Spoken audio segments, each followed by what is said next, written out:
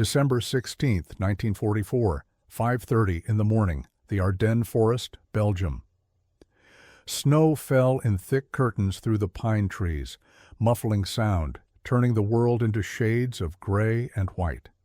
American soldiers of the 99th and 106th Infantry Divisions huddled in their foxholes along an 80-mile front that headquarters had designated a quiet sector, a place where green troops could gain experience and exhausted veterans could rest. The men stamped their feet against the cold, their breath rising in frozen clouds. Some were writing letters home by the light of shielded candles. Others slept fitfully, wrapped in whatever blankets they had managed to scrounge. The forest was silent except for the whisper of falling snow and the occasional crack of a tree branch breaking under the weight of ice. Then the earth exploded. 2,000 German artillery pieces opened fire simultaneously along the entire front. The barrage was the largest concentration of artillery the German army had assembled since the invasion of France in 1940.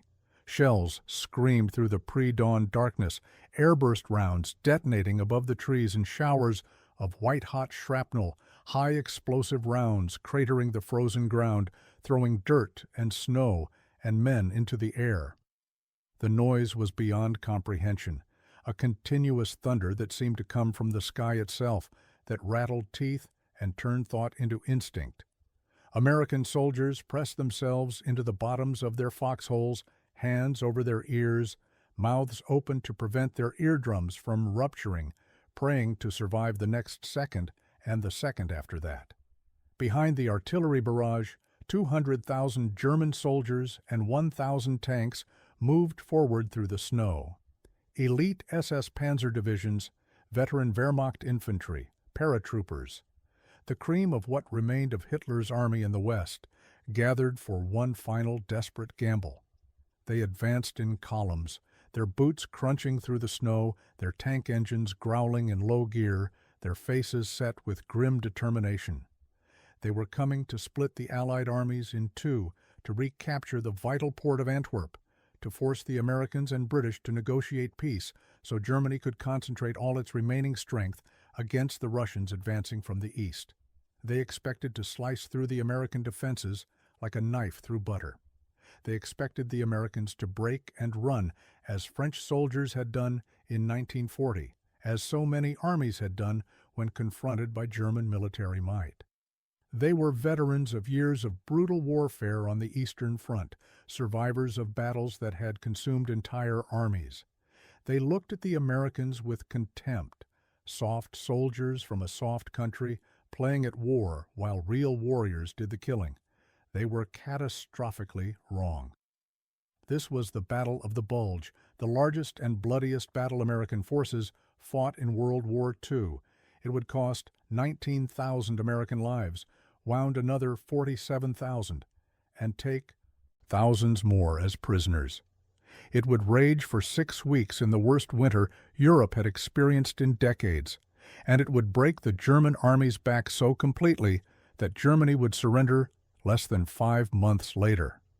The battle was Hitler's last throw of the dice, and when it failed, it took with it any remaining hope that Germany could avoid total defeat.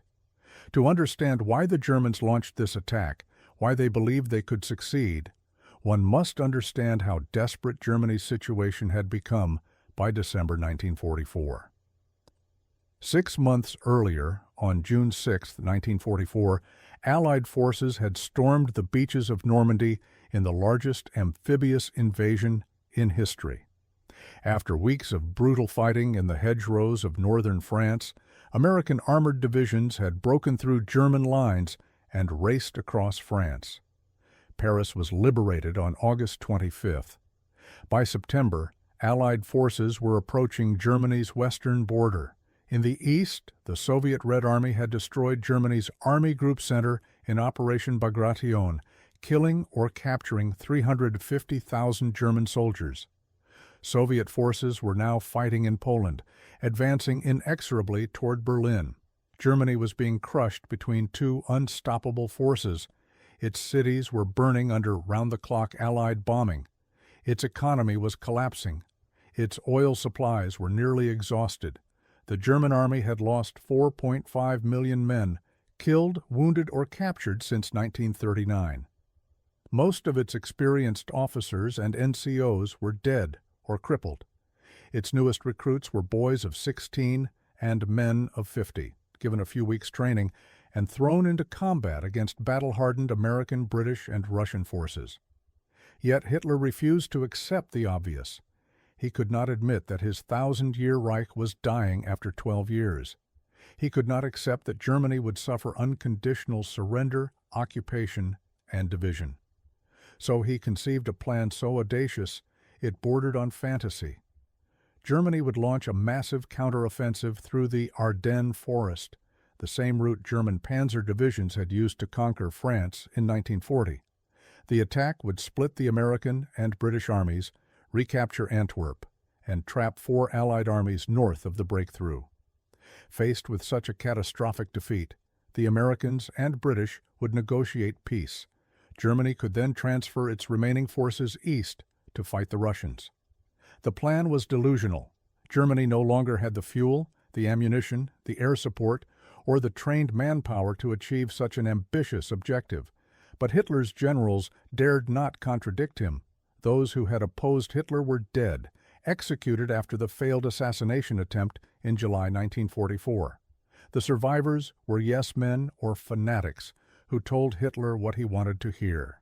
So Germany gathered its last strategic reserves, stripped other sectors of troops and equipment, and prepared for an offensive that objective analysis would have revealed was doomed from the start.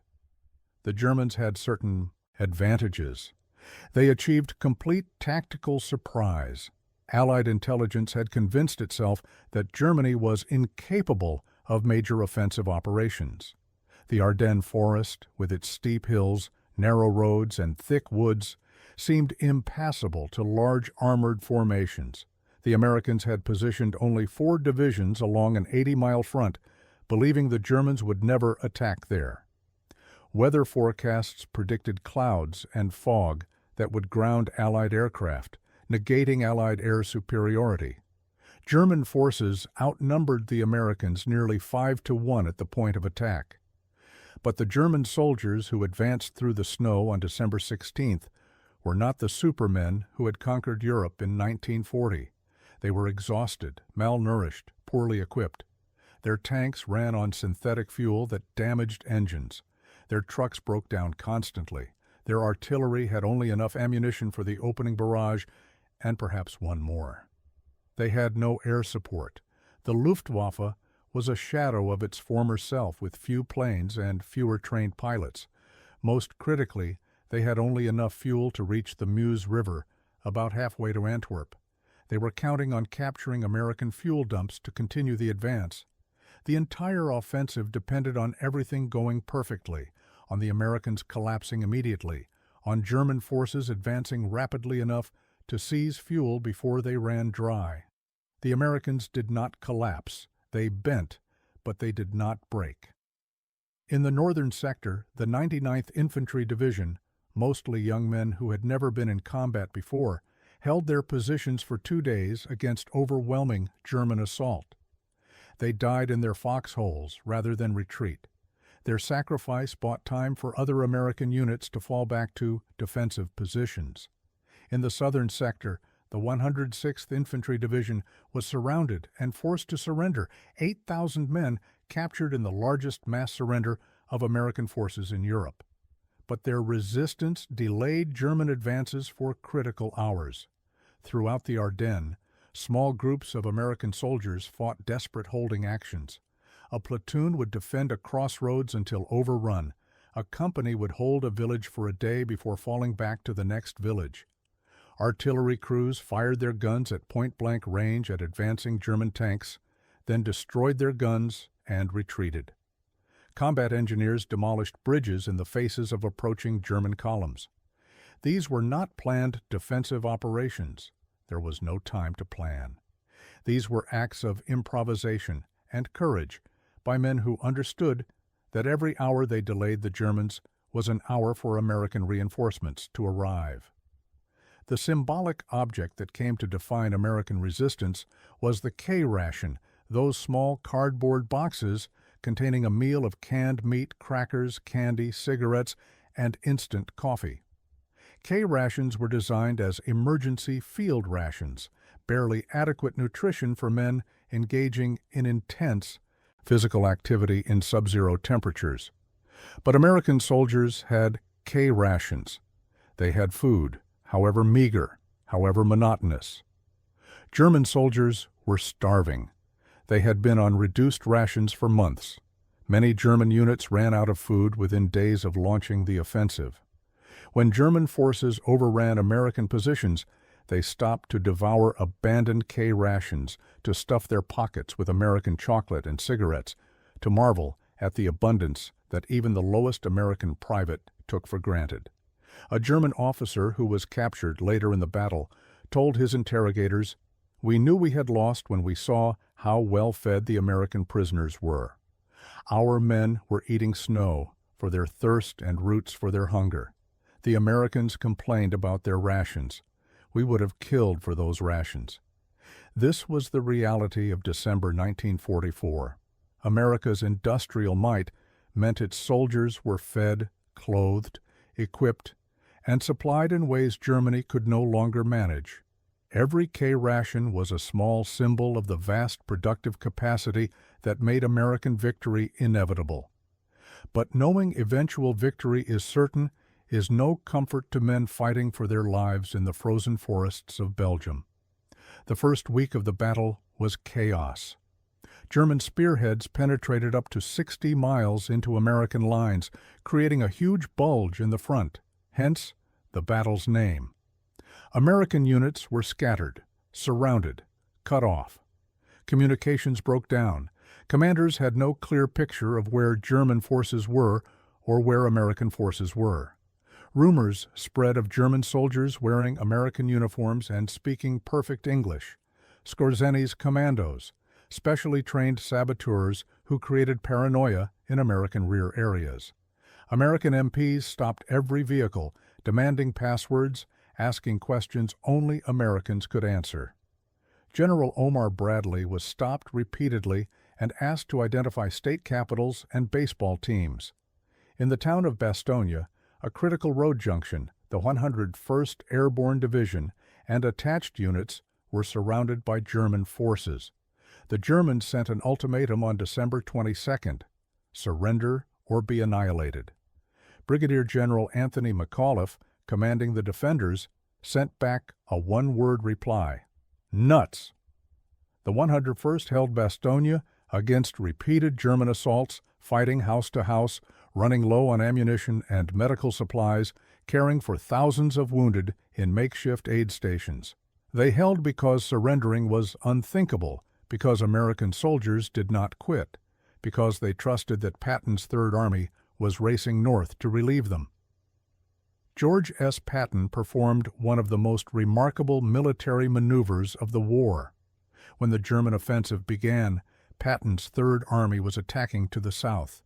Within 48 hours, Patton disengaged his forces, turned them 90 degrees north, and sent them charging through ice and snow toward Bastogne. Moving an entire army, 250,000 men, thousands of vehicles, all their supplies and equipment, changing their axis of advance by 90 degrees in the middle of winter, was a logistical achievement that demonstrated American organizational capability. Patton's forces covered 100 miles in 3 days and broke through to Bastogne on December 26th. The relief column brought food, ammunition, and medical supplies.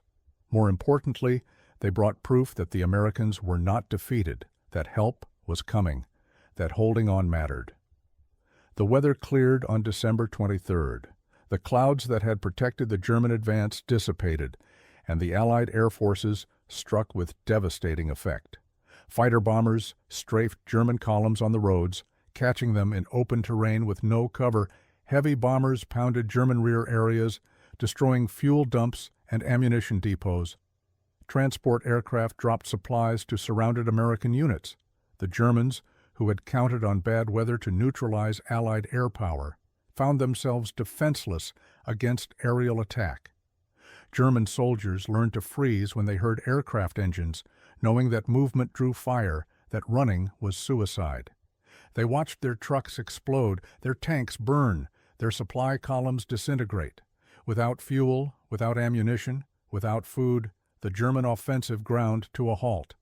By early January 1945, the Americans had contained the German penetration and begun pushing back. The Bulge was compressed from both sides. German forces that had advanced deep into American lines now faced encirclement. Hitler, characteristically, refused to authorize withdrawal. German troops fought with suicidal determination to hold ground that was strategically worthless. They died in frozen forests and shattered villages for no purpose except to postpone inevitable defeat a few more days. The battle officially ended on January 25, 1945. The Germans had been pushed back to their starting positions. They had lost 100,000 men, killed, wounded, or captured. More importantly, they had lost 800 tanks and assault guns, equipment that could never be replaced. They had expended Germany's last fuel and ammunition reserves. The offensive that was supposed to split the Allies and change the course of the war had achieved nothing except to accelerate Germany's defeat. The Americans had suffered terribly: 19,000 killed, 47,000 wounded, 23,000 captured or missing. Entire units had been destroyed. The 106th Infantry Division effectively ceased to exist. Thousands of American soldiers suffered frostbite so severe they lost fingers, toes, or entire limbs. The survivors would carry physical and psychological scars for the rest of their lives. But they had held. Against a larger, more experienced enemy attacking at a time and place of its choosing, American forces had absorbed the blow, stabilized the line, and counterattacked. They proved that American soldiers could match German soldiers in combat, could endure hardship, could fight with the same stubborn courage that had made the Wehrmacht so formidable. This was the emotional transformation the battle created. Before the Bulge, there was still a lingering sense among both Americans and Germans that German soldiers were somehow superior, better trained, more experienced, tougher. The Germans certainly believed this. They looked at American soldiers and saw soft boys from a soft country, soldiers who relied on material superiority rather than martial spirit. The Battle of the Bulge shattered this perception. The Germans threw their best remaining troops at the Americans in a surprise attack, and the Americans stopped them. Not through superior numbers or equipment. The Germans had superiority at the point of attack. The Americans stopped them through sheer grit, through refusing to give up, through fighting when every rational calculation said they should surrender or retreat. German soldiers who survived the Bulge knew the war was lost.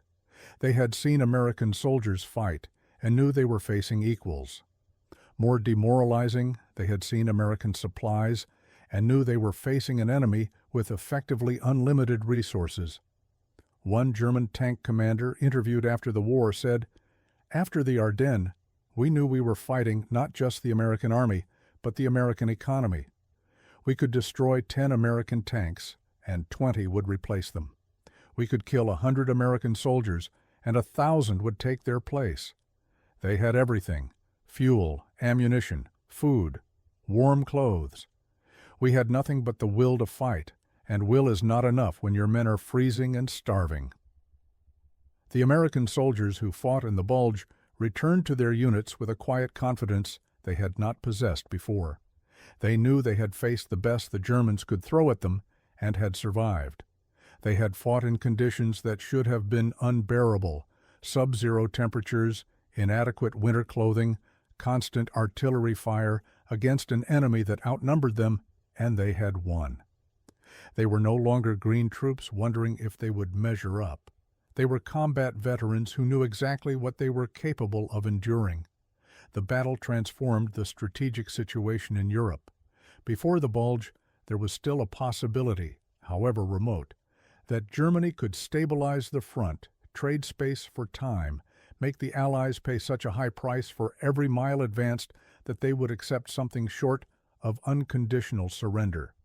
The Bulge eliminated that possibility. Germany had gambled everything and lost. The strategic reserve was gone, the fuel was gone, the ammunition was gone. The best remaining divisions were shattered. The Western Front would now collapse rapidly as American and British forces advanced against crumbling German defenses.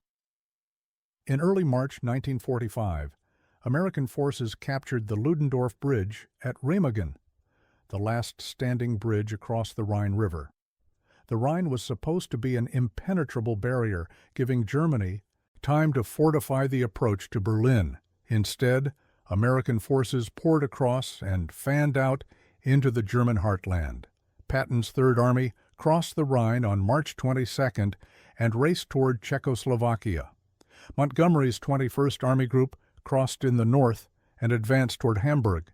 Germany's western defenses collapsed in weeks. Cities surrendered without fighting. German soldiers deserted by the hundreds of thousands. The Wehrmacht, which had conquered most of Europe in 1940, disintegrated in 1945. On April 25, 1945, American and Soviet forces met at Torgau on the Elbe River.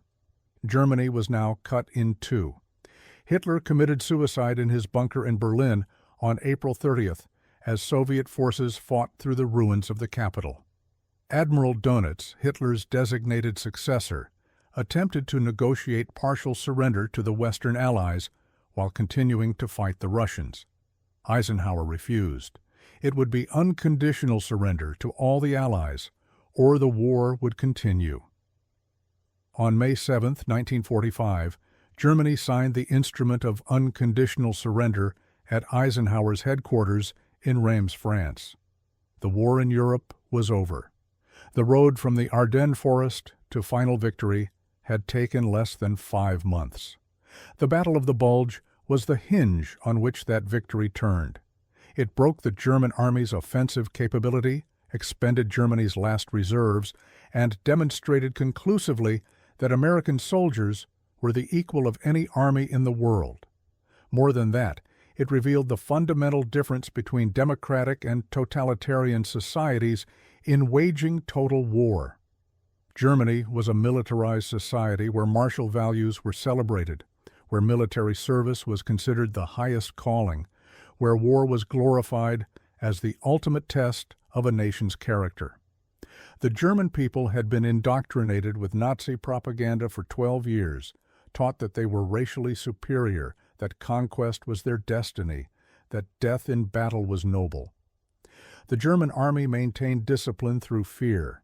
Deserters were shot, their families punished, their names erased.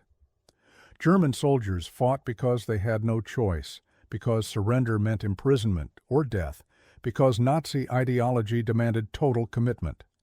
America was a commercial republic where business was celebrated, where military service was considered a temporary obligation, where peace was the normal condition and war an unfortunate interruption. American soldiers were civilians in uniform, volunteers or draftees who wanted to get the war over with and go home. They had not been raised to glorify war. Most had never fired a weapon before entering the army. They came from a society that valued individual freedom and material comfort, not martial discipline and stoic sacrifice.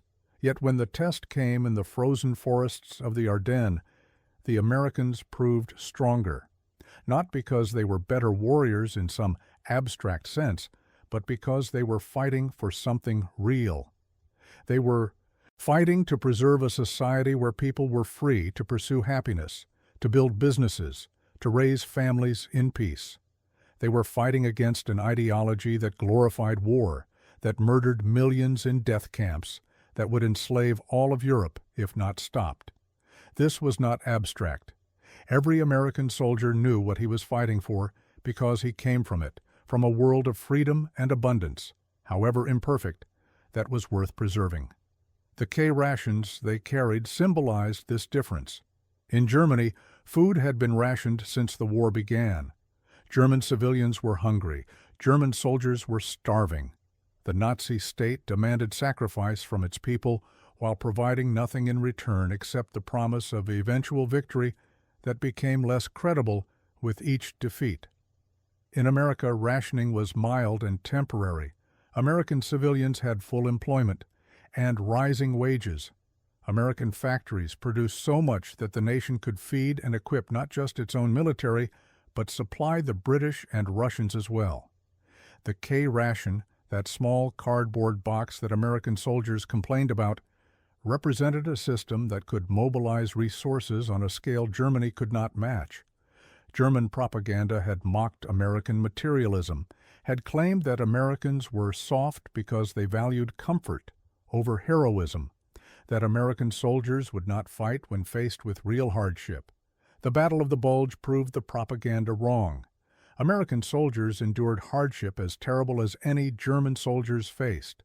They did it without the indoctrination, without the fear of execution for desertion, without the ideology that glorified death in battle. They did it because it needed to be done, because their buddies were counting on them, because going home required winning first. This was the larger truth the Battle of the Bulge revealed. Democracies are stronger than dictatorships in total war. Dictatorships can mobilize quickly, can achieve initial successes through surprise and concentrated force, can inspire fanatical commitment from true believers. But over time, democratic societies prove more resilient. They can draw on genuine popular support rather than coerced obedience. They can mobilize economic resources more efficiently because markets allocate resources better than central planning. They can innovate more rapidly because they do not punish failure or dissent. Most importantly, their soldiers fight with genuine motivation rather than fear and propaganda. Germany had started the war with significant advantages. Its army was better trained and equipped. Its tactics were more innovative. Its generals were more experienced. Its soldiers believed in their cause and their Führer. 5 years later, all those advantages were gone. The German army was broken, its tactics obsolete against Allied material superiority, its generals dead or discredited, its soldiers fighting without hope. The American army had overcome its initial disadvantages through industrial capacity, tactical flexibility, and the determination of men who knew what they were fighting for. The veterans of the Bulge returned home after Germany surrendered. They took off their uniforms, put away their K rations, and rejoined civilian society. Most did not speak much about what they had experienced. How could they explain to people who had not been there what it was like to huddle in a frozen foxhole while German artillery screamed overhead? How could they describe watching friends die, killing enemy soldiers who looked like teenage boys, seeing villages reduced to rubble? They carried those memories in silence, waking sometimes in the night with hearts pounding, hearing phantom artillery, seeing snow falling through pine trees. But they also carried quiet pride. They had faced the test and not broken. They had fought the German army at its most desperate and defeated it. They had proven that American democracy could produce soldiers as tough, as brave, as determined as any totalitarian state. They had helped save the world from Nazi tyranny. That achievement spoke for itself. The K ration boxes were thrown away or became collector's items in museums. The foxholes in the Ardennes forest filled in and disappeared, reclaimed by nature. The snow that had been stained red with blood melted and became spring rain. The forest grew back. Villages were rebuilt. The physical evidence of the battle faded, but the consequences endured. Germany's defeat in the Battle of the Bulge made victory in Europe inevitable and swift. The German army never recovered. Within 5 months, Nazi Germany ceased to exist, replaced by Allied occupation zones that would eventually become Democratic West Germany and Communist East Germany. The Americans who fought in the Bulge came home to a nation that would emerge from the war as a superpower, the leader of the free world, the guarantor of a peace that would last longer than any in European history. The battle proved that when pushed to extremes, when faced with an existential threat, democratic societies could produce soldiers who matched or exceeded the fanatical commitment of totalitarian armies. Not through indoctrination or fear, but through genuine belief in the principles they defended. Not through glorification of war, but through determination to win so they could return to peace. Not through worship of the state, but through loyalty to each other and commitment to values larger than themselves. On cemetery hills throughout Belgium and Luxembourg, white crosses and stars of David mark the graves of Americans who died in the Battle of the Bulge. 19,000 of them, young men from every state in the Union, from farms and cities, from privileged backgrounds and poverty, united only by their willingness to fight and die to preserve freedom. They died in snow and mud, far from home, fighting an enemy that had invaded countries that were nothing but names to most of them. They died so that totalitarianism would not triumph, so that democracy would survive, so that the world their children and grandchildren inherited would be free. Their sacrifice was not in vain. Nazi Germany was destroyed. Democratic government was restored to Western Europe. The peace they won, however imperfect, lasted. The values they fought for, freedom, human dignity, government by consent, spread across the world in the decades after their victory. The Battle of the Bulge was one of thousands of battles in the deadliest war in human history. But it was the battle that broke the German army's back, that made victory certain, that demonstrated beyond question that free men fighting for freedom were stronger than slaves fighting for tyranny. The sound of those German artillery pieces firing at 5:30 on the morning of December 16, 1944, was meant to be the sound of American defeat. Instead, it became the sound of Germany's last gasp. The Americans who endured that barrage, who fought through the snow and cold and constant combat, who held when every rational calculation said they should run, those Americans turned the tide in Europe. They did it not with speeches or propaganda, but with quiet determination. They did it not because they loved war, but because they wanted to go home and could not go home until the job was finished. They did it with weapons and equipment and food supplied by American industry, but ultimately they did it with something no factory could produce: the stubborn courage of free men who refused to quit. In the end, that made all the difference. The German army had conquered much of Europe, but it could not conquer the Americans shivering in foxholes in the Ardennes forest, eating K-rations, fighting for every frozen inch of ground. Those Americans broke Hitler's last offensive, and in breaking it, they broke the German army. 5 months later, the war was over. Democracy had survived its greatest test.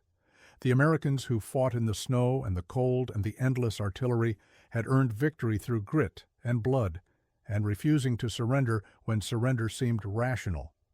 They proved that democratic societies, when tested, could produce warriors who matched any in history. Not because Americans loved war more than others, but because they loved freedom more and were willing to fight through hell to preserve it.